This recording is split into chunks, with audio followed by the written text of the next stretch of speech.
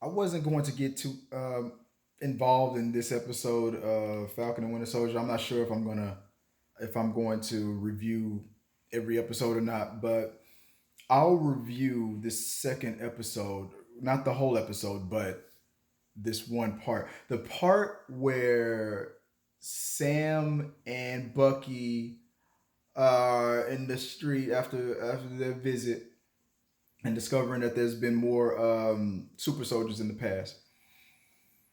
And then they get stopped by the cops.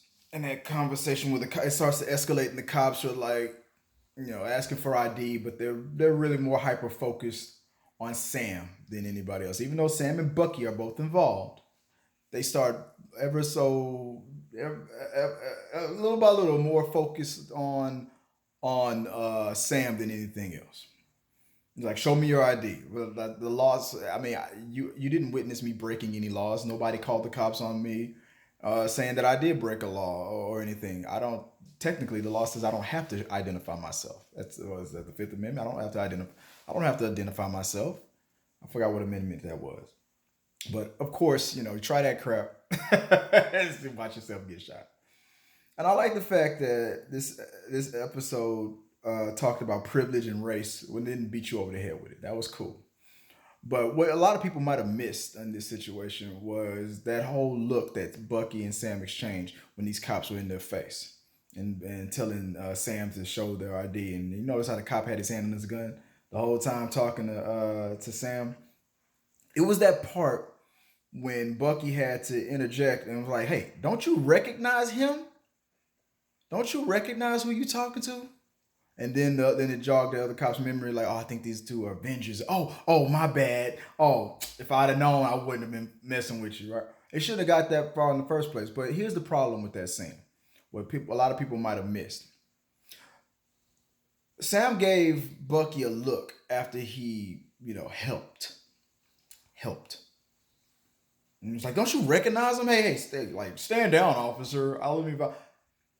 One thing that's very insulting is that, like, look, for one, the cops shouldn't have been escalating. The cops were clearly escalating for no reason. They were just escalating more and more and more. They didn't legally have to show ID, but after the cops made up their mind that that's what they wanted, I mean, try saying no, see what happens. It's the insulting part was, and this is why Sam gave Bucky that look after he said what he said, because it was a situation where once again the black guy had to have a white person vouch for him. That was the insult. It's like he already told him straight up, "There's no problem here. I'm just going about minding our own business." That's not good enough. Let me see some ID. Oh, what? You trying to say no? You want to resist? You want to resist? Suspect holding nickel plated 45. Then it just would have gone bad from there. But then when Bucky was like, "Hey, don't you recognize him?" Right there. That's one. Black people don't like it when our word isn't enough, and a white person has to interject and vouch for it. That was the brilliant thing Marvel was doing in that scene, and they did it without really saying it. It was mostly looks, and if you didn't catch it, it went very quick, but it was brilliant. And trust me, go back and look. Go back and look.